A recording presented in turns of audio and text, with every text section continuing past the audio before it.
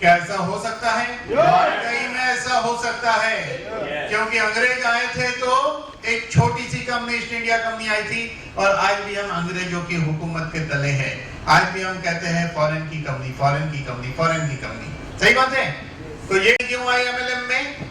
क्योंकि डॉक्टर मोहम्मद माजिद ने 2002 में दुनिया का सबसे शक्तिशाली आदमी बिल क्लिंटन क्या कहता है, मैं उन एमएलएम कंपनी को धन्यवाद देता हूं जिसके कारण अमेरिकन प्रजा सभ्य बनी, हेल्दी बनी, अमेरिका की इकोनॉमी सुधरी। तब इनको सरप्राइज हुआ कि जिस कंपनी की ये बात कर रहे हैं, ज्यादातर कंपनी को तो मॉलिक्यूल मैं ही देता हूं। तो उन्होंने सोचा क्यों ना मैं हिंदुस्तान से शुरू करूं, क्योंकि इस झंडे का एहसान इनके ऊपर था। जब 75 में पेपाम करके स्कॉलरशिप से गए, तब अमेरिकन गवर्नमेंट का एहसान था इनके ऊपर, इसलिए इन्होंने हिंदुस्तानी रहना पसंद किया और यहाँ से कंपनी खोली। ज्यादातर कंपनियां फॉरेन से आती है। हम कहते हैं कि मेरा अपलाइन जो है यूरोपियन मिस्टर जॉन जिसके पास हेलीकॉप्टर है, कहते हैं ना, बड़े प्राउड के साथ कहते हैं। तो मेरा अपलाइन है पीटर जिसके पास हेलीकॉप्टर है, बोलते हैं। अब क्या होगा, जॉन के बदली में यादव जाएगा, पीटर के बदली में पाटिल या पटेल जाएगा। ये कहने की बात नहीं है, हकीकत में ऐसा हो सकता है और ऐसा होगा, इसलिए इस दृश्य की वजह से मैं कहूंगा। ये जो एक एक दिख रहे हैं ना, ये जो गोले गोले दिख रहे हैं, इसको नजरअंदाज मत करना। अगर यहाँ लिख दिया यूएसए, तो यहाँ सबिंसा को यूएसए गवर्नमेंट जानती है। अगर यहाँ लिख दिया जर्मनी, तो जर्मन गवर्नमेंट में शामिल जो है उसकी अपनी आइडेंटिटी है। अगर लिख दिया या जापान, वियतनाम, ये जितनी कंट्रियां लिखी है, ये उस देश में उस कंपनी को वहां की गवर्नमेंट लेवल पे जानते हैं। आपने मनशानी जी के प्रेजेंटेशन में एक देखा कि ग्लोबल बिजनेस करने के लिए वहां की कंट्री के कायदे कानून, एक पॉइंट आया था, आपको याद होगा। तो ये कंपनी इसलिए दुनिया के दूसरे देश में जा पाएगी क्योंकि वहां की गवर्नमेंट के लॉ इन्हें पता है, वहां कारोबार कैसे करना पता है, कंपनी की वहां आइडेंटिटी है, इसीलिए कंपनी जरूर वहां जाएगी। और कंपनी की नेक्स्ट लॉन्चिंग जापान में होने वाली है।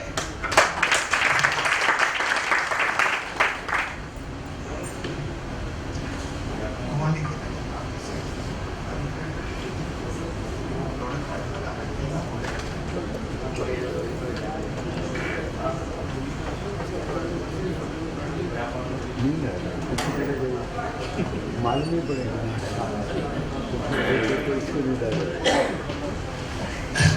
देखिए, हमारा आज का सब्जेक्ट बीमारी है। ये बात जो है मैंने कही, ये काफी कुछ शॉर्टकट में बताया, इसके ऊपर लंबी चौड़ी बात होती है, लेकिन आज हम लोग दूसरे इंटेंशन से यहाँ पर है।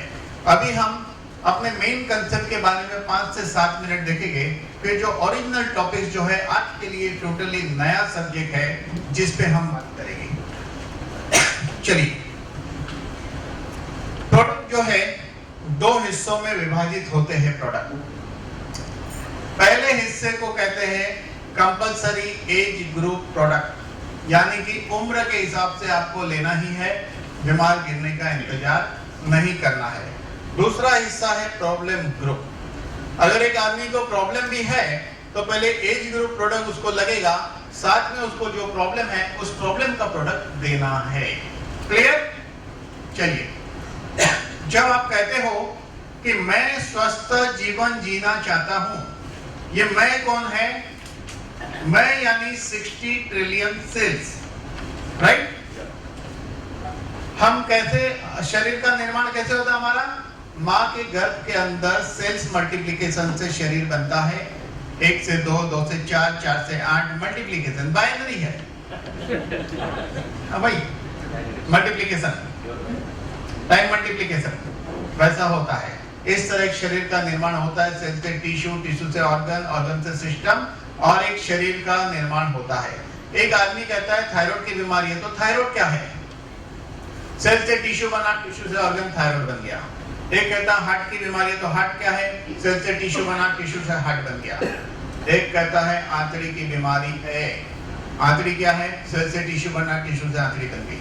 सारा खेल अगर सेल्स का है तो इसका मतलब यह है कि मेरा पहला कर्तव्य है कि मैं अपने सेल्स को स्वस्थ रखूं। तो सेल्स कैसे स्वस्थ रहेगा? उसके लिए 4 नियम है सेल्स के। 4 नियम। रूल नंबर 1, बचो। हमें बचना है, हमें यानी हमारे सेल्स ने बचना है बाहर के अटैक से। तो सेल्स को बचना है। किससे बचना है? लगातार फ्री रेडिकल का अटैक हमारे सेल्स पे हो रहा है, हजारों कारणों से बॉडी में उत्पन्न होता है। ये फ्री रेडिकल इलेक्ट्रॉन लेने के लिए आर्टरी के वॉल पे अटैक करेगा, तो आर्टरी की वॉल में चेंज आने से हाई बीपी होता है। कोलेस्ट्रॉल पे अटैक करेगा तो ब्लॉकेज होता है। इम्यून सिस्टम पे अटैक करेगा तो इम्यूनिटी वीक होती है।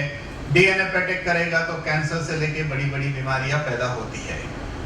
इस पे बहुत डिटेल नहीं बोल रहा हूं मैं, क्योंकि इसमें हम लोग बेसिक कर रहे, रिवाइज कर रहे खाली। हाँ, ये एंटी एजिंग भी उम्र बढ़ने की प्रक्रिया को स्लो करता है। 18 साल की उम्र तक ऐसे बढ़ने की उम्र मानी जाती है, लंबाई बढ़ने की उम्र। 18 साल जब खत्म हो जाता है तो बढ़ने की उम्र खत्म हो जाती है, फैलने की उम्र शुरू होती है। जब फैलने की उम्र शुरू होती है तब हमारे शरीर की फ्री रेडिकल के सामने लड़ने की क्षमता कम होने लगती है। तो 18 साल की उम्र के बाद एक बायो प्रोटेक्टेंट लेना चाहिए, एक बायो प्रोटेक्टेंट लेना चाहिए, और 40 साल के बाद एक 2 बार लेना चाहिए। नेक्स्ट है कोएंजाइम। पिछले 200 साल की जितनी भी खोज हुई है उसमें से सबसे इंपॉर्टेंट खोज है कोएंजाइम। जब तक हमारी उम्र 30 या 35 है तब तक हमारा शरीर हमारे फूड इंटेक में से, यानी कि हम जो खाना खाते हैं, जैसे कि अभी आपने खाना खाया, उसमें से 320 mg कोएंजाइम बनता है जब तक उम्र 30-35 होगी। जैसे ही 30 या 35 खत्म होता है, ये कोएंजाइम 20 से 80 mg कम बनता है, तो कमी ही बनेगा। इसका काम क्या है? हमारे शरीर के सेल्स के अंदर माइटोकॉन्ड्रिया द्वारा एनर्जी प्रोडक्शन को कंट्रोल रखना। ये सीओक्यू का हाईएस्ट फंक्शन 20 और 30 साल की उम्र के बीच होता है, उस उम्र को जवानी कहते हैं। और 20 और 30 साल की उम्र के लोगों के चलने का एक खास तरीका होता है। कैसे चलते पता है? जमीन से 2 फुट ऊपर चलते हैं। अच्छे से देखना, एक अलग चश्मे से देखना पड़ता है। जमीन से 2 फुट ऊपर चलते हैं। क्या समझते हैं? खुद से छोटे हैं, उसे अकल आई नहीं है। खुद से बड़े हैं, उसकी अकल चली गई है, होशियार तो मैं ही हूं। लेकिन जैसे ही उम्र 30-35 क्रॉस होती है, 20 से 80 mg कोएंजाइम कम बनेगा। आप बरोबर देखिए, वो जमीन पे आ गए, 2 फुट ऊपर थे, जमीन पे आ जाते हैं। बॉडी में चेंज महसूस होने की पहली शुरुआत। इसका काम है डीएनए को हेल्दी रखना, डीएनए को रिपेयर करना। इसका major stock heart, liver, kidney and muscles में होता है। जब घुटने के मसल्स में सीओक्यू कम बनना शुरू होगा, लुब्रिकेंट कम बनने से गादी घिसना शुरू होगा, धीरे धीरे वाजपेयी बन जाएगी, यानी आर्थराइटिस हो जाता है। जवाबदार सीओक्यू है, लेकिन इसके बारे में सोचा नहीं जाता है। अगर हार्ट में ये कम हुआ तो जिस इंसान से कल बात की थी वो इस दुनिया में नहीं रहेगा। किडनी, लिवर इसी से फेल होते हैं। और जो लोग कोलेस्ट्रॉल की दवाई खाते हैं, उसके शरीर में भी उस दवाई की साइड इफेक्ट की वजह से सीओक्यू कम होने लगता है, जिसकी पहली असर जॉइंट पे, दूसरी असर हार्ट पे, तीसरी असर ब्रेन पर होती है।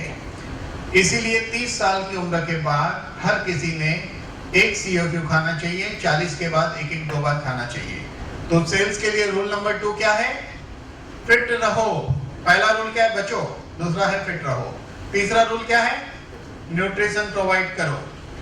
न्यूट्रिशन के लिए एक अद्भुत प्रोडक्ट है, उसका नाम है ब्लू एल्गी, यानी उसे स्पिरुलिना कहते हैं। अकॉर्डिंग टू साइंटिस्ट, आज से 200 करोड़ साल पहले समंदर में उत्पन्न हुई एक वनस्पति है। बहुत आगे पुराना है, करिए ना, घुमा के।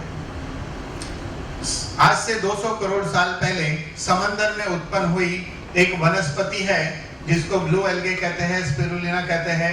कछुआ इसको खाता है, इसीलिए वो 300 से 500 साल जीता है, कभी बीमार नहीं गिरता है। 70 साल की उम्र में बच्चा पैदा करता है, और इंसान पता नहीं 70 साल की उम्र में कहां चला जाता है दूसरी दुनिया में। इसलिए इस प्रोडक्ट को 5 साल की उम्र के बाद आधी गोली, 10 के बाद 1 गोली, 15 के बाद 1-1 गोली 2 बार, 30 के बाद 1-1 गोली 3 बार। इसका काम क्या है? सेल्स को न्यूट्रिशन प्रोवाइड करना। चौथा प्रोडक्ट है टॉक्सी फ्लश। पहला है बचो, दूसरा है फिट रहो, तीसरा है न्यूट्रिशन प्रोवाइड करो, चौथा है हमारे आजू बाजू का कचरा साफ करो, हमारे यानी सेल्स के आजू बाजू का, जिसको कहते हैं टॉक्सी फ्लश। तो हमारे शरीर में बॉडी मेटाबॉलिज्म से, खाने की गड़बड़ी से, हवा पानी खुराक की गड़बड़ी से, रेडिएशन से, अनेक कारणों से हमारे सेल्स के सराउंडिंग टॉक्सिन जमा होता है। उस टॉक्सिन को निकालना बहुत जरूरी है, उस टॉक्सिन को। इसीलिए टॉक्सी फ्लश प्रोडक्ट जो है, रात को खाना खाने के 2 घंटे बाद 1 गोली, 1 महीने तक खाने का, 3 महीना नहीं खाने का, 1 महीना खाने का, 3 महीना नहीं खाने का, साल में 3 सर्विसिंग। उसी तरह जिस तरह कार की करते हैं। मैंने 1000 लोगों को पूछा जिन्होंने नई गाड़ी खरीदी थी, कितने लोग अपनी कार की सर्विसिंग नहीं कराएंगे? एक भी हाथ ऊपर नहीं आया। कार की सर्विसिंग क्यों करते हैं? 4 घंटा, 8 घंटा, 1 या 2 दिन की सफर पे निकलते हैं तो रास्ते में धोखा न दे इसलिए। और हम निकले हैं 120 साल की जर्नी में, तो रास्ते में ये शरीर रूपी गाड़ी धोखा न दे, इसलिए इसकी भी सर्विसिंग चाहिए। एक बार सर्विसिंग करके देखो, माइग्रेन तो सिर्फ सर्विसिंग के दौरान ठीक हो जाता है। 1.5-2 इंच पेट अंदर चले जाता है, शरीर हल्कापन महसूस करते हो। आप अपने कोई दोस्त को चाहते हो कि ये प्रोडक्ट देना है तो कुछ मत करो, उसको 4 गोली टॉक्सी फ्लश एक प्लास्टिक के थैली में डाल के दे दो, उसको बोलो रोज रात को खा लेना। 5वें दिन आपको कॉल करेगा, पता नहीं आपने क्या दे दिया, मुझे तो इतना अच्छा लग रहा है। अद्भुत प्रोडक्ट। जस्ट 4 गोली दीजिए, आपके पास हर पूरे फैमिली के लिए दवाइयां लेना शुरू करेगा सभी प्रोडक्ट को। इस तरह का प्रोडक्ट है। तो इस तरह हमने देखा ये 4 बेसिक प्रोडक्ट है जो सेल्स के 4 अलग अलग रिक्वायरमेंट के मुताबिक है। अब हम लोग प्रवेश करेंगे बीमारी में। कोई नया वाला है ना? चलो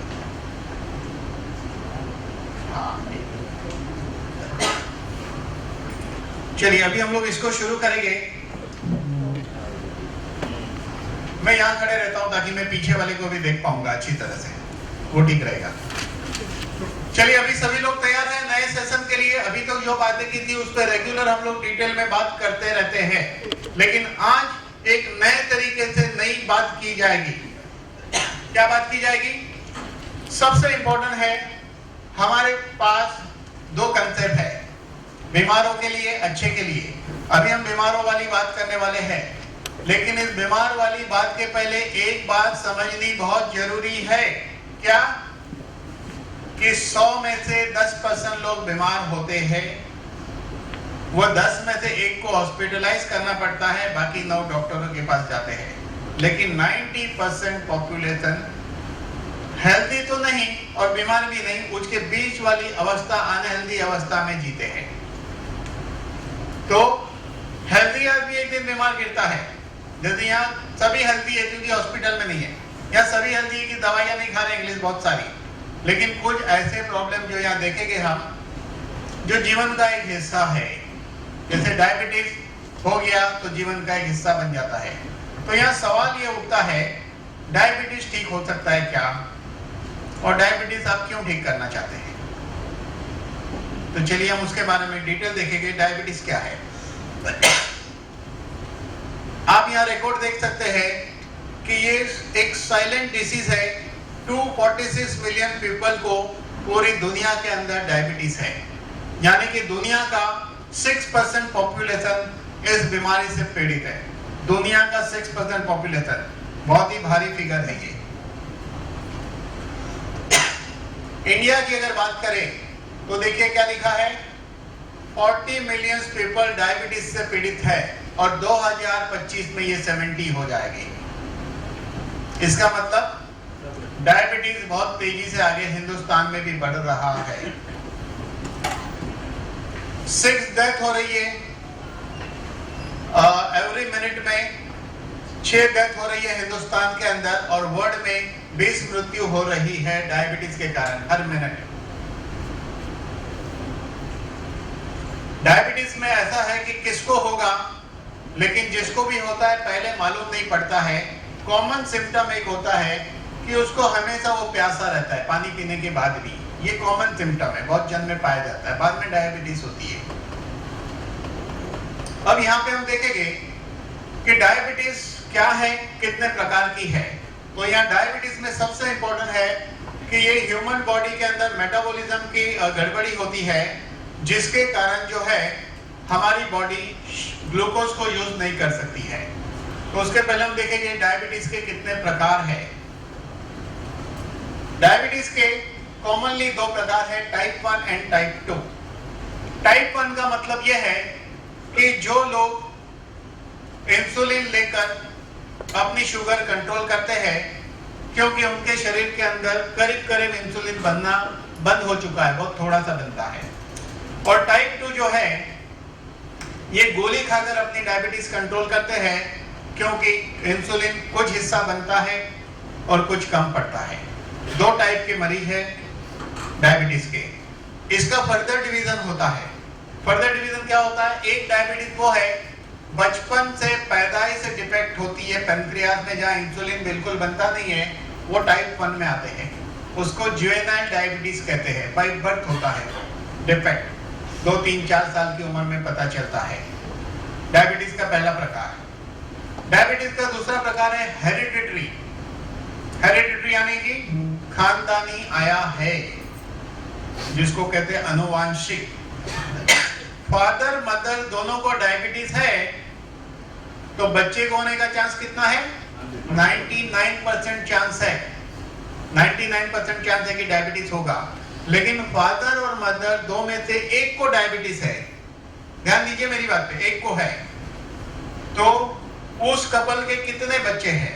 समझो 3 बच्चे हैं और मदर को डायबिटीज है, तो उस 3 बच्चे में से जिस बच्चे ने मदर साइड के जेनेटिक इंफॉर्मेशन लिया उसको डायबिटीज होगी। फादर को नहीं है तो जिसने फादर साइड की जेनेटिक इंफॉर्मेशन आई है उसको नहीं होगा। इसलिए फादर मदर दो में से एक को डायबिटीज है तो बच्चे का चांस 50-50, डिपेंड कहां से इंफॉर्मेशन ली। डायबिटीज का तीसरा प्रकार। डायबिटीज कितने लोग होती है? वो डिवाइड होती है 2 हिस्सों में। आप समझो बात को, समझ रहे हो ना बात को? एक जुवेनाइल डायबिटीज जिसमें इंसुलिन बनता नहीं है, इसलिए वो टाइप 1 आ गया। दूसरा हेरिडिटरी डायबिटीज, वो टाइप 1 में भी आ सकता है, 2 में भी आ सकता है। अगर इंसुलिन बिल्कुल नहीं बनेगा तो वो 1 में आ गया, और इंसुलिन बन रहा है लेकिन कम बन रहा है तो टाइप 2 में आ गया, वो गोली खाएगा। टाइप 1 एंड 2 उसकी कंडीशन है, कंडीशन पे डिपेंड करता है। डायबिटीज का तीसरा प्रकार किसको होती है डायबिटीज? तीसरा ये है स्ट्रेस रिलेटेड डायबिटीज। हम कहते हैं ना टेंशन से डायबिटीज हो गया। टेंशन से क्या डायबिटीज होगा? टेंशन का मतलब क्या है? अगर आपका 5-10 लाख रुपया कहीं अटका है तो टेंशन है, आ गया तो टेंशन खत्म। टेंशन के लिए कारण होता है, लेकिन स्ट्रेस जो रेस्पॉन्सिबल है डायबिटीज के लिए, जिसके लिए कोई कारण नहीं है। ये स्ट्रेस की घटना को मैं समझाना चाहूंगा आपको। स्ट्रेस क्या है? स्ट्रेस टेंशन नहीं है, स्ट्रेस को तनाव कहते हैं, और टेंशन को क्या कहते हैं? चिंता कहते हैं। तनाव और चिंता में अंतर क्या है? तो स्ट्रेस को आपको एक सिचुएशन से समझाना चाहूंगा। जैसे कि आप एक 10 माले की बिल्डिंग पे 7वें माले पे रहते हो, आपने लिफ्ट के लिए बटन दबाया, आपने देखा लिफ्ट ऊपर आ रही है, लेकिन अचानक पता चला कि लिफ्ट ऊपर आ रही थी, लेकिन अब लिफ्ट बीच में से ही नीचे जा रही है। आपके अंदर एक हलचल होती है, आपके अंदर कुछ होने लगता है, आप इंपेशेंस हो जाते हो, अंदर से डिस्टर्ब हो जाते हो। फिर लिफ्ट आ गई, आप लिफ्ट में उतर के नीचे गए। रिक्शा के लिए आपने हाथ बताया था, कोई और बैठ के निकल गया।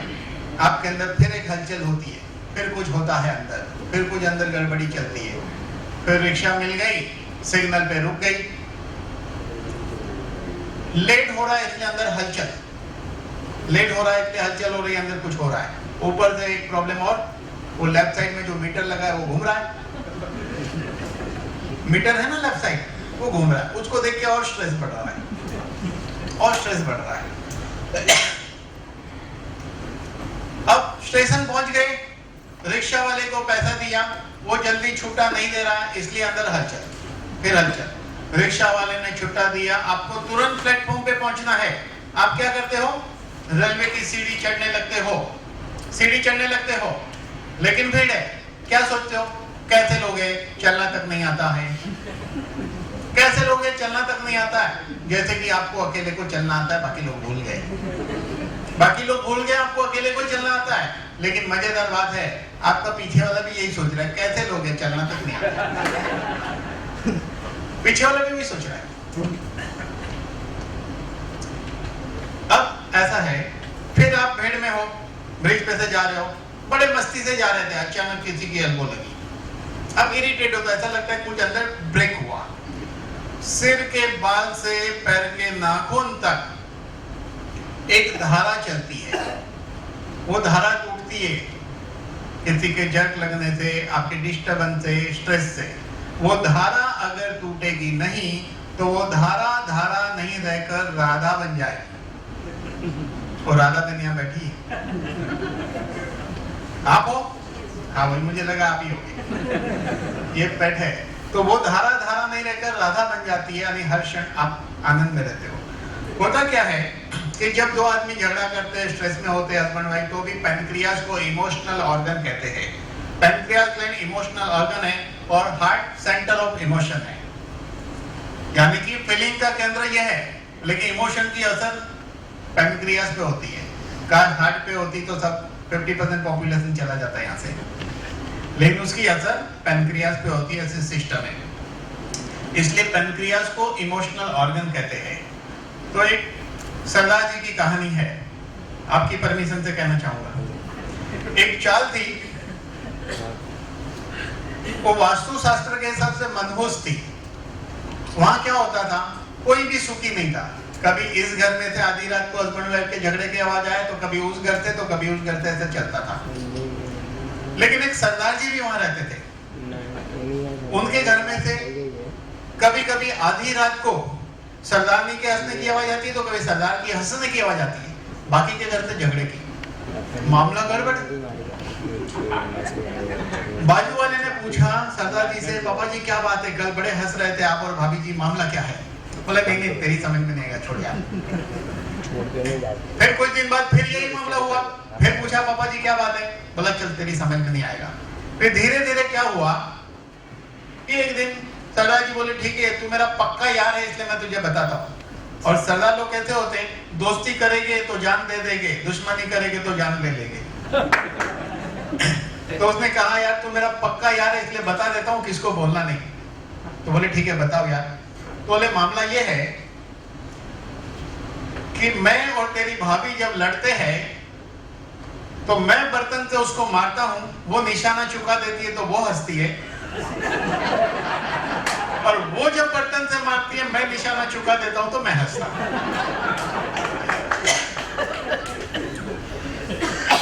कहानी यहां तक तो बहुत बढ़िया है। कुछ साल बाद सरदार जी गए कोर्ट में, बोले जज साहब मुझे डिवोर्स चाहिए, जज साहब मुझे डिवोर्स चाहिए, मैं तलाक लेना चाहता हूं। तो देखिए तलाक के लिए एक नियम है कि पहले दोनों पार्टी को पूछा जाता है, भाई आप तलाक क्यों लेना चाहते हो, दोनों पार्टी को पूछा जाता है। तो सरदार जी को पूछा गया भाई क्यों तलाक लेना चाहते हो? तो बोले झगड़े होते हैं। सरदार जी को पूछा, बोले हाँ बात सही है झगड़े होते हैं। फिर सरदार जी को अगेन क्वेश्चन, कितने साल से होते हैं? बोले 25 साल से होते हैं। सरदार जी बोली यस। तो फिर सरदार जी को बोला भाई तुम डिवोर्स लेना चाहते हो? बोले हाँ। सरदार जी को तुम चाहते हो? बोले नहीं नहीं, ऐसा चंगा सरदार कहाँ मिलेगा दूसरा। तो जज बोला जब तुम्हारी वाइफ को प्रॉब्लम नहीं तो तुमको क्या प्रॉब्लम है? बोले जज साहब मुझे एक ही प्रॉब्लम है, वो निशाने में पक्की हो गई है।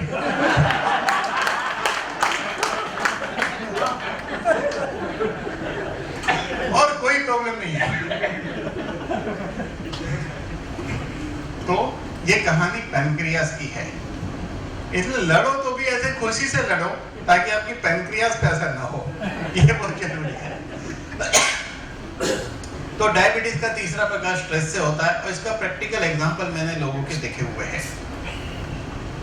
और चौथा जो डायबिटीज का एक प्रकार है उसको कहते हैं एज रिलेटेड डायबिटीज। उम्र बढ़ने के साथ डेप्रिसिएशन कहेंगे कॉमर्स की लैंग्वेज में। फर्नीचर पुराना होता है, मकान पुराना होता है, हमारे पुर्जे भी पुराने होने लगते हैं। ध्यान रखना, घर पे जाके बर्तन से लड़ाई मत करना, बर्तन वाली लड़ाई मत करना। चलेंगे आगे? ओके।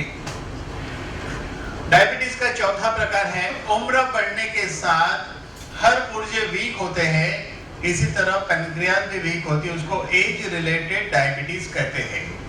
एज रिलेटेड डायबिटीज कब होती है? जनरली 50-55 के बाद होती है। हेरिडिटरी वाली 20-22 साल के बाद शुरू होती है। मैं फिर से रिवाइज करता हूँ। एक जुवेनाइल डायबिटीज बच्चों में होती है, पैदाइश डिफेक्ट, वो पैदा होने के वक्त डिफेक्ट रहती है। दूसरा प्रकार है हेरिडिटरी, ये 20-22 साल के बाद होता है, जनरली 30 साल के अंदर हो जाता है, ऐसा पाया गया है।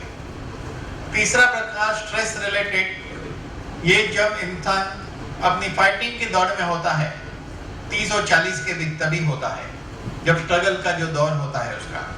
और चौथा डायबिटीज का जो प्रकार है 55-60 के करीब होता है, कभी कभी 65 में भी होता है, age related diabetes. Age related diabetes में ज्यादा टेंशन नहीं रहता है, खाना पीना मॉडिफाई करो तो ज्यादा लोगों को काबू में आ जाता है। इस तरह 4 प्रकार के हमने किस्से देखे, जो लोग बढ़ते हैं 2 हिस्सों में। ये चारों के चारों किस्म के लोग यहाँ पे भी आ सकते हैं और यहाँ पे भी आ सकते हैं, डिपेंड उसके इंसुलिन प्रोडक्शन कंडीशन क्या है। इसीलिए टाइप 1 का मतलब इंसुलिन लेना पड़ रहा है, टाइप 2 का मतलब इंसुलिन की नौबत नहीं आई है, गोली खा के कंट्रोल होता है। क्लियर? अभी कोई डाउट है? चलिए तो नेक्स्ट स्टेप। तो नेक्स्ट क्वेश्चन ये है, शुगर होनी कितनी चाहिए? सुबह जब चेक किया जाता है एम्प्टी स्टमक, सुबह में जाके ब्लड टेस्टिंग, तो 80 और 110 के बीच होना चाहिए। 80 और 110, ये 100 मतलब नॉर्मल है, 100 के करीब है, तो इधर है तो नियर है, ये फ्लक्चुएट हो रहा है इसके बीच, और इसको जिस दिन क्रॉस कर दिया तो डायबिटीज का मरीज हो गया। सुबह 80 और 110 और दोपहर को खाने के बाद 80 और 120 के बीच होना चाहिए, तो उसको नॉर्मल कंडीशन मानी जाती है। जब शुगर लेवल 125 को क्रॉस कर देता है तब वो डायबिटीज का मरीज माना जाता है। अब बहुत ध्यान देना मेरी बात पे, छोटी छोटी बातों को कवर करेंगे, आप डायबिटीज के डॉक्टर बन जाएंगे आज, करीब का डॉक्टर जितना नॉलेज आ जाएगा आज, क्योंकि हर वो छोटी बात मैं यहाँ कवर करने वाला हूँ डायबिटीज का, ऐसी कुछ बीमारियों का जो बहुत कॉमन है। चलिए, तो 125 क्रॉस किया, तो अब बहुत ध्यान देने वाली बात यह है कि किसी इंसान का डायबिटीज कंट्रोल में भी है। कंट्रोल मतलब 125 के ऊपर है लेकिन 200 को क्रॉस नहीं किया, 150, 160 ऐसा है, तो ये नहीं सोचे कि उसको सेफ है, वो सेफ है ऐसा मत सोचो। डायबिटीज 200 के अंदर रहने के बावजूद भी डायबिटीज वाले कॉम्प्लिकेशन आते हैं, जो आगे हम देखें, आते ही है, काफी लोग आते हैं। इसलिए यहाँ प्रश्न क्या है, डायबिटीज कितना है ये तो इंपॉर्टेंट है ही, लेकिन डायबिटीज कम है तो भी आपको प्रॉब्लम है कि नहीं, ये बहुत इंपॉर्टेंट बात है यहाँ समझने वाली। अभी देखिए, डायबिटीज का रिस्क किसको है? इस किस्म का शरीर जिसको होता है उसको हेरिडिटरी नहीं होने के बावजूद भी वजन के कारण डायबिटीज हो सकता है। एक एप्पल शेप बॉडी होता है, एक पेयर शेप बॉडी होता है। ये उम्र के साथ चेंजेस आ जाता है, स्त्री और पुरुष में चेंजेस आता है, हार्मोनल चेंज की वजह से आता है। अभी यहाँ इंपॉर्टेंट बात है, ओवरवेट, खास करके मध्य प्रदेश का, जब मध्य प्रदेश बाहर आता है काफी, तो चांसेस बहुत ज्यादा रहते हैं डायबिटीज का। Number 1, overweight. ओवरवेट अपने आप में एक बड़ी समस्या है। वजन कितना होना चाहिए? हाइट को सेंटीमीटर में कन्वर्ट करके -100 करो, उतना वजन आपका होना चाहिए। अगर आपकी हाइट 5 फुट है तो 150 सेंटीमीटर होता है, -100 करो तो 50 किलो होना चाहिए। अगर आपकी हाइट 6 फुट है, 180 सेंटीमीटर, -100 80 किलो वजन होना चाहिए। तो ओवरवेट अपने आप में एक समस्या है। ओवरवेट से सिर्फ डायबिटीज होता है ऐसा मत सोचो, ओवरवेट से जोड़ों पे भी असर होती है। एक बिल्डिंग के जो पिलर है वो एक लिमिट से ही वजन बर्दाश्त कर सकते हैं, उसके हिसाब से वो बिल्डिंग बनाई गई। आप पीछे से ज्यादा ओवरलोडिंग करोगे तो नहीं चलेगा। इसलिए मोटापे की असर हड्डियों पे भी होती है, हार्ट पे भी होती है, कई बीमारियां पैदा होती है, कोलेस्ट्रॉल भी होता है मोटापे की वजह से, और हार्ट प्रॉब्लम ये सब होता है। नेक्स्ट है जिनकी उम्र 45 क्रॉस हो गई है, उसे भी डायबिटीज से बचना चाहिए, पता नहीं कब हो जाए। लाइफस्टाइल जिसकी बहुत आराम वाली हो, ज्यादा श्रम नहीं करते हैं, वैसे लोगों को भी फैमिली के हिसाब से भी होता है। हाई बीपी भी रिस्पॉन्सिबल होता है, कोलेस्ट्रॉल भी, ऐसे कई बीमारी होती है, उसके बाद डायबिटीज पैदा हो सकता है। तो डायबिटीज के लिए कोई रूल ही नहीं है टेक्निकली। अभी समझो हाई बीपी से क्यों होगा? जो आदमी ज्यादा स्ट्रेस वाला है उसको हाई बीपी होता है, और स्ट्रेस की असर पैनक्रियास पे गिरती है, इसलिए पैनक्रियास के भी साइड बाय साइड इफेक्ट होनी शुरू होती है, और उसी से हाई बीपी भी होता है। कहीं ना कहीं सब रिलेशन आपको मिलते जाएंगे।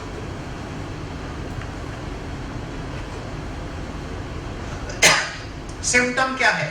पहले तो ये कि सिम्टम मिलता है कि आप हमेशा प्यासे रहते हैं, लेकिन आगे चल के बार बार यूरिन जाना, बार बार प्यास लगना, बार बार खाना चाहिए, घड़ी घड़ी भूख लगना, विजन में गड़बड़ होना, थक जाना, दिन भर नींद में रहना, वजन का चेंज होते रहना, हेडेक होना, ऐसे कई सिम्टम डायबिटीज वाले को पाए जाते हैं।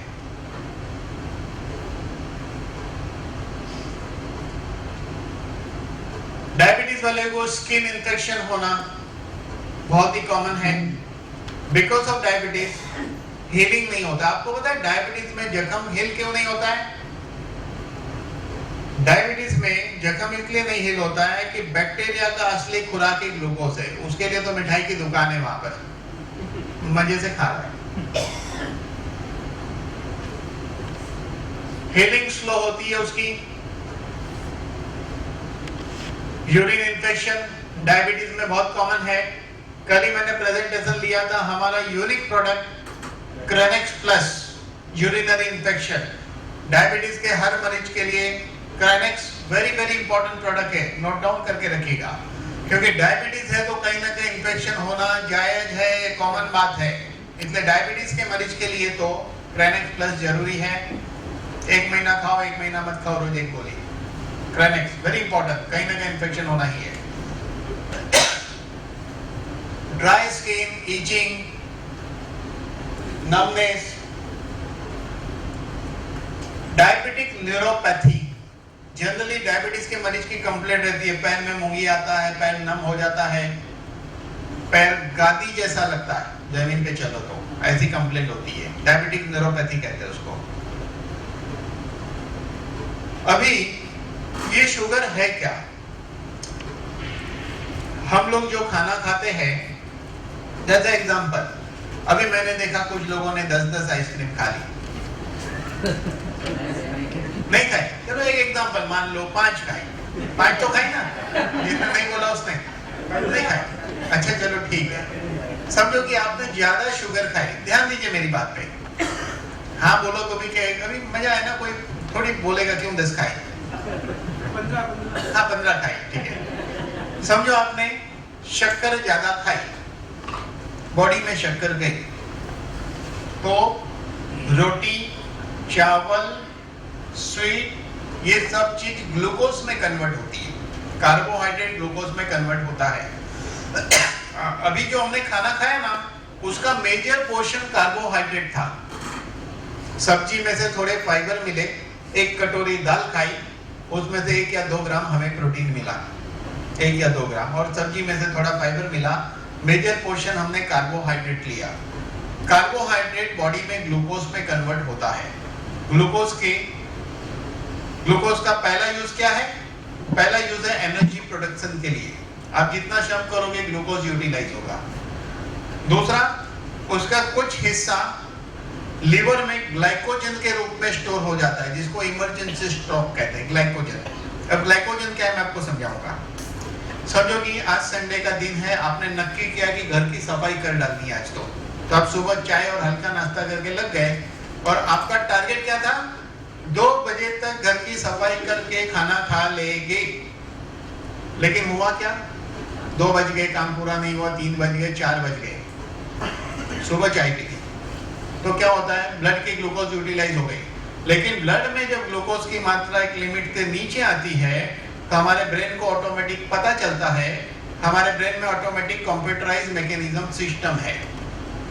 ब्रेन क्या बोलता है? पैंक्रियास को एक हार्मोन्स बनाने बोलता है, ग्लूकागोन।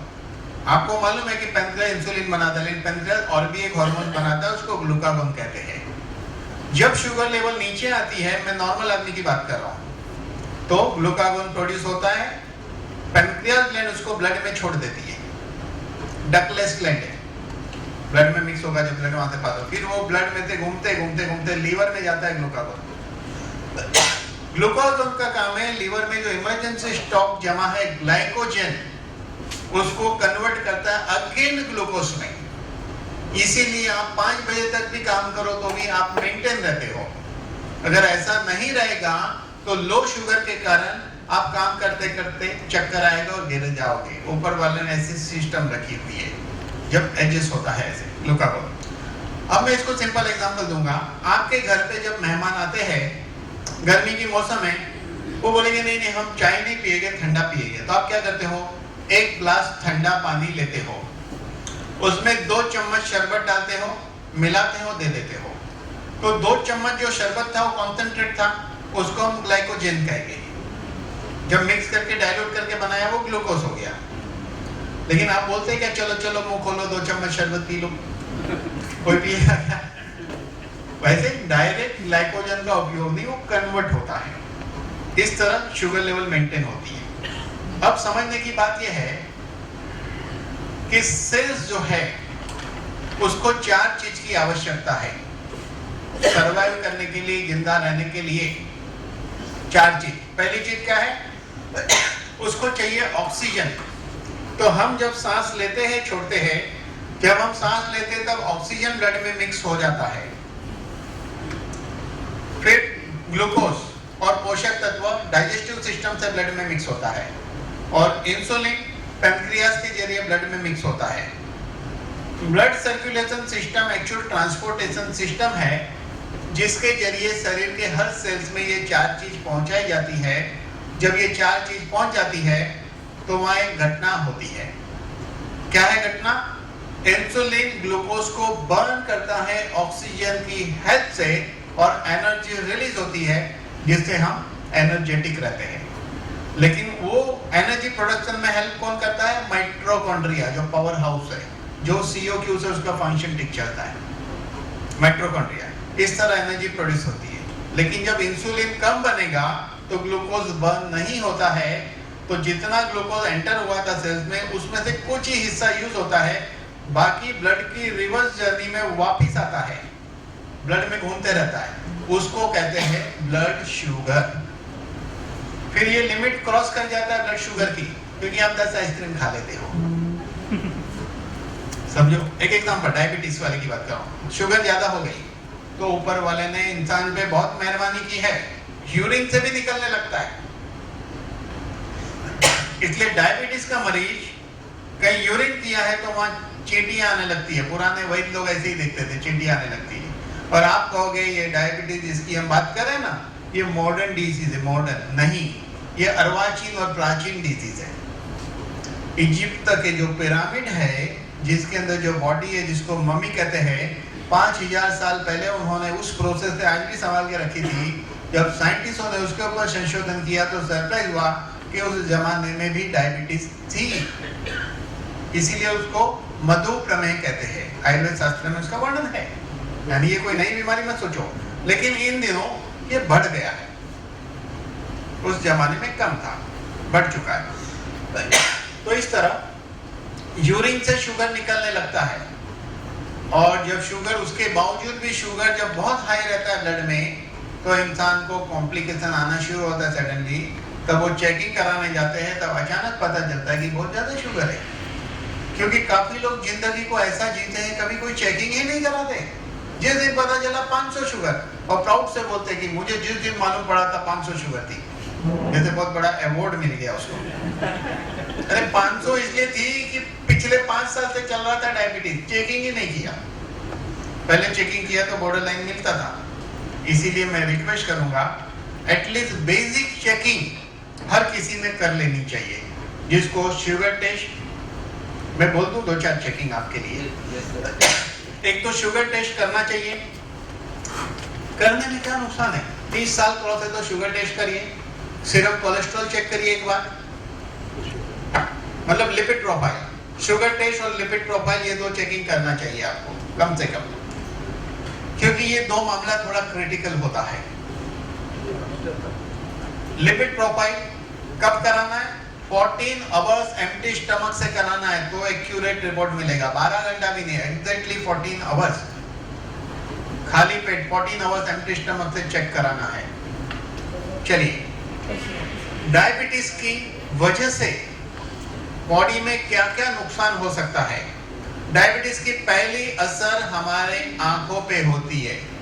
डायबिटीज की वजह से आंखों का जो रेटिना है उसके ऊपर असर होती है, और आगे चल के इंसान का विजन तो डिम होता है, लेकिन इंसान ब्लाइंड भी हो सकता है आगे चल के। किडनी, डायबिटीज वाले को किडनी फेल होने का खतरा भी काफी रहता है। आगे मैं एक चीज बोलूंगा, डायबिटीज को मदर ऑफ ऑल डिसीज क्यों कहते हैं?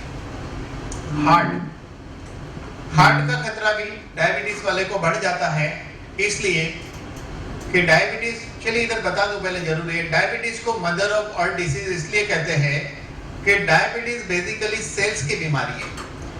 आपका हर सेल्स प्रभावित होता है, क्योंकि हर सेल्स में वो घटना नहीं हो सकती है जो अच्छी होनी चाहिए। इंसुलिन ग्लूकोज को बर्न करता है ऑक्सीजन की अर्थ से हर सेल्स में। जब इंसुलिन की गड़बड़ी होगी तो हर सेल्स में बॉडी के कहीं ना कहीं गड़बड़ी होगी, और बॉडी के जिस हिस्से के पार्ट में ये गड़बड़ी बड़ी रहती है उस हिस्से में ये बीमारी पाई जाती है। जैसे कि हार्ट भी तो सेल से ही बना है ना। अगर हार्ट के सेल्स में वो घटना नहीं हो रही है ग्लूकोज बर्न होने की प्रॉपर, तो हार्ट के सेल्स में चेंजेस आने से हार्ट डिसीज होगी। आंखों में घटना होने से आंखों की बीमारी होती है। किडनी में होने से किडनी की होती है। आगे चल के वो सेल्स वीक होते होते होते होते किडनी के सेल्स मरने लगते हैं, किडनी फेल होती है। हार्ट के सेल्स वीक होते होते वो कंडीशन पहुंचती है, एक दिन अटैक आता है, क्योंकि आर्टरी जो है उसके अंदर चेंजेस आएगा, सर्कुलेशन सिस्टम डिस्टर्ब होगी। और पैर के अंदर नर्व्स तो प्रभावित होती है, लेकिन पैर की वेन और आर्टरी भी डायबिटीज में प्रभावित होती है। नर्व्स प्रभावित होती है। मैं आपको यहाँ एक जानकारी देना चाहूंगा, हमारे शरीर में 3 चीज होती है। आर्टरी जिसमें शुद्ध रक्त प्रवाह बहता है, वेन जिसमें अशुद्ध रक्त प्रवाह बहता है, और एक होता है नर्व जिसमें कोई भी सदी में ब्लड नहीं बहता था। लेकिन कॉमन पब्लिक क्या कहता है? साइटिका नर्व्स में ब्लड सर्कुलेशन नहीं हो रहा है, कभी भी नहीं हो रहा था, ये अभी होगा। वो कहते हैं ना, साइटिका में नर्व सर्कुलेशन नहीं होने, साइटिका में ब्लड सर्कुलेशन नहीं होने से ये नर्व्स दुख रही है। नर्व्स में कोई भी सदी में ब्लड नहीं बहता था, वो मसल स्पाज्म से नर्व्स पे दबाव आ रहा है, या 2 मणके के बीच में नर्व्स पे दबाव आने से वो हो रहा है, तो वो उसको नर्व्स कहते हैं। नर्व्स।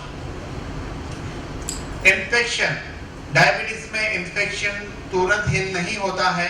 इसका कारण यह है कि बैक्टीरिया की असली खुराक ग्लूकोज ही है, और उसको मजा आती है। मिठाई की दुकान में बैठा है, ठीक है, पार्टी।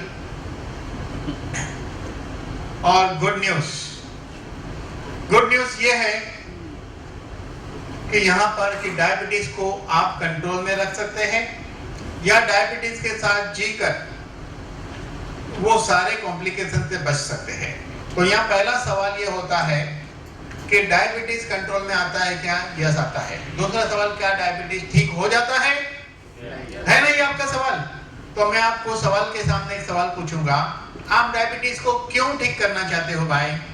क्या प्रॉब्लम है आपको? बोलिए, कोई जवाब देगा? आप डायबिटीज क्यों ठीक करना चाहते हैं? इसीलिए ना कि आपको कोई कॉम्प्लिकेशन ना आए डायबिटीज की वजह से। परफेक्ट, ध्यान दो मेरी बात पे। डायबिटीज का मरीज इसीलिए चाहता है कि डायबिटीज ठीक हो जाए, ताकि डायबिटीज की वजह से उसकी आंखें खराब ना हो, ब्रेन प्रॉब्लम ना हो, हार्ट प्रॉब्लम ना हो, किडनी प्रॉब्लम ना हो, नर्व्स प्रॉब्लम है, इसलिए बराबर। तो मैंने शुरुआत में क्या कहा था? सेल्स के 4 रूल याद है? वो पहले 4 रूल अप्लाई कर दो, ताकि डायबिटीज होने के बावजूद सेल्स डैमेज नहीं होगे। क्लियर? फ्री रेडिकल से बचो, फिट रहो, CO2 दो, न्यूट्रिशन प्रोवाइड करो, टॉक्सिन को निकालो। अगर ये प्रोसेस हो रही है तो डायबिटीज होने के बावजूद नुकसान होगा क्या? नहीं होगा, पहली बात। अब क्वेश्चन है, क्या वाकई में डायबिटीज कम भी हो सकता है? यस। पहली बात तो पहले ही 4 प्रोडक्ट बॉडी के सारे फंक्शन को चेंज करते हैं, उसका प्रभाव तो गिरेगा ही। लेकिन कंपनी का एक स्पेशल प्रोडक्ट भी है, वो है ग्लाइकाकैर। कंपनी का एक स्पेशल प्रोडक्ट भी है ग्लाइकाकैर। ये ग्लाइकाकैर जो है स्पेशली कंपनी ने डायबिटीज के लिए रिसर्च करके डेवलप किया है। इसके अंदर एक्टिव मॉलिक्यूल सिल्विनॉल है एंड मोमोडिसिन है, जिस पे रिसर्च हुआ है, पेटेंटेड है। रिसर्च का मतलब समझते आप कि जिस तरह एलोपैथी दवाई की बॉडी की मॉलिक्यूल केमिस्ट्री चेन के साथ स्टडी होती है, डॉक्यूमेंट बनते हैं, वैसे इसके डॉक्यूमेंट बने और रिसर्च से प्रूव किया कि ये डायबिटीज पे वर्क करता है तो करता है। और 100 में से 80 लोगों को टाइप 2 डायबिटीज में 6-8 महीने में इंग्लिश दवा छुड़ा देता है। जब ये रिसर्च कंप्लीट हो गई तो कंपनी ने इंडियन मेडिकल काउंसिल को कहा कि आप ट्रायल ले लो। तो इंडियन मेडिकल काउंसिल ने 239 पेशेंट पे ट्रायल लिया और 239 को फायदा हुआ। इंडियन मेडिकल काउंसिल यानी इंडिया की मेडिकल की सुप्रीम अथॉरिटी है, जो मेडिकल कॉलेज खोलने की परमिशन देते हैं, जो डॉक्टरों के दादाजी है, जिसकी बात को कोई चौकड़ी नहीं लगा सकता है। इसीलिए यहाँ पे आगे निकलिए। ये बायो प्रोटेक्टेंट सेल्स को बचाएगा फ्री रेडिकल के अटैक से। CO2 सेल्स को फिट रखेगा। अब ये सेल्स को फिट रखना इसलिए इंपॉर्टेंट है कि हमारे पैनक्रियास देखिए, यहाँ पे ऐसी पैनक्रियास होती है, उसका जो एक पोर्शन जो होता है ऐसा होता है और एक साइड ब्रॉड होता है। जो पोर्शन उसका टेल है और एक हेड होता है। एक आधे पैनक्रियास से एंजाइम बनता है, बाकी हाफ पोर्शन से इंसुलिन एंड ग्लूकागोन बनता है। जब किसी को डायबिटीज होती है तो उसके पैनक्रियास में जितने बीटा सेल्स है सारे के सारे खत्म नहीं हो जाते। कुछ सेल्स मर जाते हैं, कुछ सेल्स अनहेल्दी हो जाते हैं और कुछ सेल्स नॉर्मल रहते हैं। अब 3 कंडीशन सेल्स की है, कुछ सेल्स मर गए, कुछ अनहेल्दी है, कुछ हेल्दी है। ये हर आदमी का रेशियो अलग अलग है, इसलिए डायबिटीज का हर मरीज अपने आप में अलग है। समझो एक एग्जांपल की, आपकी एक फैक्ट्री है शर्ट बनाने की। सिंपल एग्जांपल, आपका रेगुलर प्रोडक्शन 1000 शर्ट का है और आपको 1000 शर्ट का ऑर्डर नहीं आता है रोज, लेकिन अचानक कोई बड़ी कंपनी से डील हो गया आपका, तो आपको डेली शर्ट का ऑर्डर 1500 आ रहा है और आपका प्रोडक्शन 1000 ही है, तो आप क्या करोगे? दूसरे के पास से लोगे ना बना के। तो इसी तरह हमारा इंसुलिन कम बन रहा है, रेडीमेड लिया, गोली या इंसुलिन, अपना काम चलाया, लेकिन ये CO2 सेल्स को हेल्दी बनाएगा, ये सेल्स को बचाएगा। पहला काम, और दूसरे सेल जो वीक थे वो मरने पहले रुक जाएंगे। ये 2 प्रोडक्ट्स हैं, ध्यान दीजिए बात पे। जो सेल्स वीक है वो भी डेड होगा और आगे डायबिटीज बढ़ेगा। पहला काम ये उस सेल्स को बचाएगा, ये हेल्दी भी बनाएगा सेल्स को। उसके बाद ये टॉक्सिन निकालेगा ये वाला, और ये प्रोडक्ट जो है वो सेल्स को रिपेयर करेगा, काफी सेल्स को रीजनरेट करेगा, अनहेल्दी सेल्स को हेल्दी बना देगा। लेकिन कुछ सेल जो मर गए वो वापस बनेंगे नहीं, लेकिन जो सेल हेल्दी है उसको और हेल्दी बनाएगा, बीमार को हेल्दी बनाएगा। और इस तरह इंसुलिन प्रोडक्शन बढ़ने से आपकी इंग्लिश दवाई का डोज कम होकर बंद होता है। अब ये प्रोडक्ट बहुत इंपॉर्टेंट है। प्रोटीन होता क्या है, हमारे खुराक में हम कार्बोहाइड्रेट ही लेते हैं। नॉट ओनली फॉर डायबिटीज, हमारे लिए भी प्रोटीन इंपॉर्टेंट है और डायबिटीज वाले के लिए ज्यादा इंपॉर्टेंट है। डायबिटीज जब एडवांस स्टेज पे जाता है, एक कंडीशन ऐसी आती है कि सेल्स ग्लूकोज को यूज नहीं कर सकता है एनर्जी प्रोडक्शन के लिए।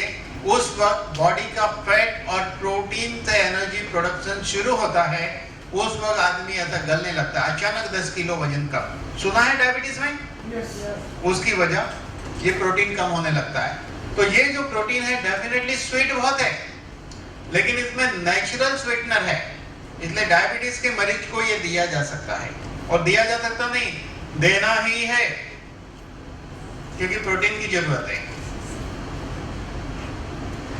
अब कुछ इंपॉर्टेंट टिप्स है, जैसे कि उसको 30 minute per day 3 times in a week walking करना चाहिए। रेगुलरली अगर आप पहले दूसरे माले पे रहते हो, दूसरे माले लिफ्ट नहीं यूज करके आप सीढ़ी यूज करो। ऐसे छोटे छोटे रूल। थोड़े स्पीड में चलो। डाइट पे ध्यान दो, खाने पीने पे। खाने पीने के ध्यान में क्या है कि जनरली हम क्या करते हैं, डाइट में कार्बोहाइड्रेट ज्यादा होता है, तो क्या करना चाहिए, प्रोटीन डाइट बढ़ाना चाहिए। तो क्या कर सकते हैं, स्प्राउटेड मूंग चना खाइए, बहुत बढ़िया लगता है।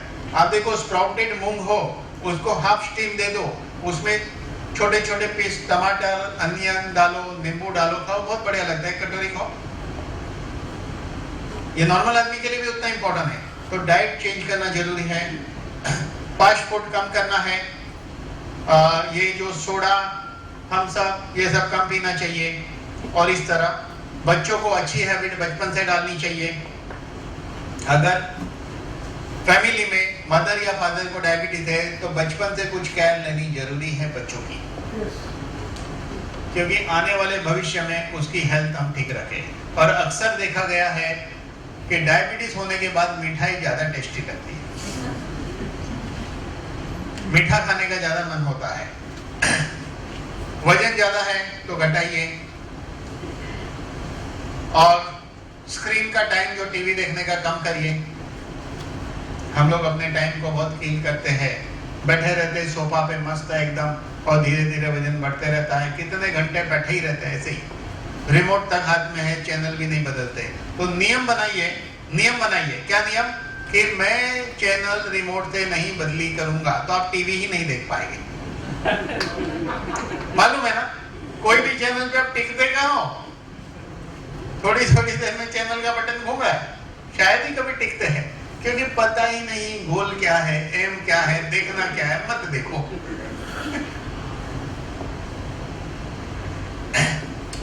रेगुलरली जब आप ये सब इलाज शुरू करेंगे, आप अपने डॉक्टर के पास जाके रेगुलर चेकअप करते रहिए। जब ये शुरू करोगे, उस वक्त इंग्लिश दवा बंद नहीं करनी है। उस दवाई के साथ ये शुरू करेंगे तो हर 2 दिन में शुगर टेस्ट करते रहिए। जैसे जैसे शुगर लेवल चेंज आता है, आपकी इंग्लिश दवाई का डोज धीरे धीरे कम करना है। और इस तरह आपने इस प्रॉब्लम को सॉल्व कर सकते हैं। 100 में से 80 लोगों का जो टाइप 2 डायबिटीज है उसमें इंग्लिश दवा छूट सकती है। उसके बाद up to certain limit rice खा सकते हैं, रोटी भी खा सकते हैं, थोड़ी बहुत क्वांटिटी में मिठाई और आइसक्रीम भी खा सकते हैं। ऐसी रिसर्च हुई है, यानी कि उसके लिए अलग से खाना बनाने की नौबत नहीं आएगी। जो प्रोडक्ट हमने बताए, कौन से प्रोडक्ट बताए थे, एक बार रिवाइज करते, क्योंकि आप तो भूल चुके होंगे, याददाश्त बड़ी छोटी है। हाँ, इसी तरह हर बीमारी का हम तैयार करेंगे, ये सभी लोगों को हम प्रोवाइड करेंगे। प्रोसेस में है कुछ चीजें, और 1 हफ्ते में और बन जाएगा। देख लीजिए प्रोडक्ट को। ये प्रोडक्ट देख के डिसाइड हो जाता है ना। आप लोग तो ज्ञानी है। 18 के बाद 1 गोली, 40 के बाद 2 बार, 30 के बाद 1, 40 के बाद 2 बार, साल में 3 servicing, daily 25 gram protein, Glyca care सुबह में, दोपहर को, रात को, खाने के 1 घंटे पहले। जस्ट फॉलो करो। क्लियर? चलिए अभी दूसरी बीमारी देखेंगे हम। डायबिटीज देख लिया हमने। हाँ,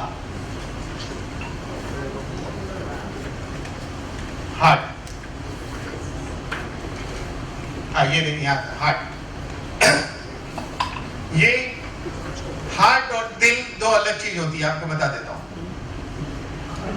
हर दिल की एक दास्ता होती है, हर दिल की एक दास्ता होती है, हर जुबा कभी बया होती है, हर दिल की एक दास्ता होती है, हर जुबा कभी बया होती है। उम्र भले ढल जाए, इंसान की तमन्ना हरदम जवा होती है।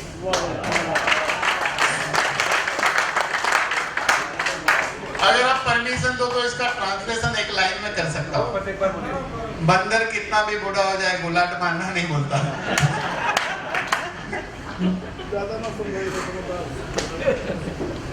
चलिए तो आगे देखते हैं। हार्ट हम जिसे कहते हैं, ये क्या है? इसका शेप एक बंद मुट्ठी जैसा शेप होता है हार्ट का। हार्ट का शेप बंद मुट्ठी जैसा शेप होता है। हार्ट एक ऐसा पंप है, ध्यान दीजिए, हार्ट एक ऐसा पंप है जिसका काम है बॉडी में ब्लड को पंपिंग करना। लेकिन हकीकत में हार्ट एक नहीं, एक साथ जुड़े हुए दो पंप है टेक्निकली। इसीलिए हार्ट सेंटर से डिवाइड होता है दो हिस्सों में, सेंटर से दो हिस्सों में डिवाइड होता है, लेफ्ट साइड का हार्ट एंड राइट साइड का हार्ट। लेफ्ट साइड का हार्ट है जिसका काम है प्योर ब्लड को लंग्स से लेकर बॉडी में पंपिंग करना, वो है लेफ्ट साइड के हार्ट का काम। राइट साइड के हार्ट के हिस्से का काम है बॉडी के नीचे के हिस्से से और ऊपर के हिस्से से इम्प्योर ब्लड लेकर लंग्स में पंप करना। दो पंप है, एक ऐसा पंप करता है, दूसरा ब्लड ऐसा आता है, घूमता है पूरा बॉडी में। इसलिए हार्ट एक साथ जुड़े हुए दो पंप है। लेफ्ट साइड का पोर्शन प्योर ब्लड को बॉडी में पंपिंग करता है, राइट साइड का पोर्शन बॉडी से इम्प्योर ब्लड लेकर लंग्स को पंपिंग करता है। क्लियर? आगे चले? चलिए अब मैं समझाऊंगा। लंग्स से शुरू करते हैं। लंग्स में ब्लड प्यूरिफाई होकर वो जाता है हार्ट के लेफ्ट साइड के अपर चेंबर में। अपर चेंबर में से एक वाल्व क्रॉस करके नीचे आएगा, वो वहां से पंप होके एओर्ट्रा में पंप होता है और पूरे बॉडी में जाता है। एओर्ट्रा यानी कि एक बड़ी लाइन पानी की, जैसे पवई से निकलने वाली पानी की बड़ी लाइन, उसी में से एक ब्रांच ब्रेन की ओर जाती है, उसको सेरेब्रम सप्लाई कहते हैं। एक किडनी की ओर जाती है, रेनल सप्लाई कहते हैं। एक लीवर की ओर जाती है, पोर्टल सप्लाई कहते हैं। और एक उसी में से निकलकर हार्ट में एंटर हो जाती है, जिसको कहते हैं कोरोनरी सप्लाई, जिस पे हम देखने वाले हैं। वो कोरोनरी पे हमारा सब्जेक्ट रहेगा, लेकिन यहाँ इन बिटवीन और। तो हार्ट कैसा है? उसका शेप बंद मुट्ठी जैसा है। हार्ट एक मसल्स है, बॉक्सर के आर्म मसल से 4 गुना स्ट्रॉन्ग हार्ट के मसल्स होते हैं। ये डेली 4 से ये डेली नहीं, ये हर मिनट में 4 से 5 लीटर ब्लड को पंपिंग करता है। अब देखिए रिस्क फैक्टर किसको ज्यादा है, पहले वो देख लेते हैं। स्मोकिंग करने वाले को, हाई ब्लड प्रेशर वाले को, हाई कोलेस्ट्रॉल वाले को, डायबिटीज वाले को, और फैमिली हिस्ट्री अगर है हार्ट की या ओबेसिटी की तो ये चांसेस है। तो अभी हम लोग डिटेल में देखते हैं हार्ट के बारे में कि हार्ट में से ही एक ब्रांच निकलकर एओर्ट्रा में से निकलकर हार्ट के अंदर एंटर हुई, उसको कहते हैं कोरोनरी आर्टरी। ये कोरोनरी ऐसे 3 हिस्सों में डिवाइड होती है, ऐसे 3 पार्ट कोरोनरी के, 3 ब्रांच बन जाती है। ये हार्ट में है, हार्ट में एंटर हुई है 3 ब्रांच, उसमें से री ब्रांच, री ब्रांच, री ब्रांच, री ब्रांच, री ब्रांच, बहुत बार बोलना पड़ेगा, होकर हार्ट के हर सेल तक एंड में पहुंचती है, उसको कैपिलरीज कहते हैं। कैपिलरीज कैसी होती है? No, 10 capillaries is equal to 1 hair। 10 capillaries is equal to 1 hair, उतना बारीक अंदर डिवीजन होता है। ध्यान देना मेरी बात पे। हार्ट की बीमारी में कोरोनरी आर्टरी में ब्लॉकेज होता है। तो फाइंड आउट करने के लिए जो कॉमन टेक्निक है, 2D इको से हार्ट का पंपिंग कम है तो मालूम पड़ता है, स्ट्रेस टेस्ट से मालूम पड़ता है, और एंजियोग्राफी से। एंजियोग्राफी से जो पता चलता है, एंजियोग्राफी से जो पता चलता है वो है जब ब्रांचेज जाती है अंदर, तो फर्स्ट 3 पार्ट हुए, उसमें फर्स्ट लेवल, पहले 3 ब्रांच होती है, उसको फर्स्ट लेवल बोलेंगे, सेकंड, थर्ड, 4 मैक्सिमम। उसके आगे री ब्रांच, री ब्रांच, री ब्रांच। अगर छोटी ब्रांच में ब्लॉकेज है तो इस पृथ्वी पर कोई मेथड नहीं है उस ब्लॉकेज को फाइंड आउट करने का। और जब अंदर की छोटी ब्रांचों में ब्लॉकेज है, समझो एक हिस्से में यहाँ पर कैपिलरी से वहां ब्लॉकेज है, ब्लड यहाँ नहीं पहुंचेगा, अटैक आएगा तो उतना पोर्शन डेड हो जाएगा, उसको हार्ट अटैक कहते हैं। कैसा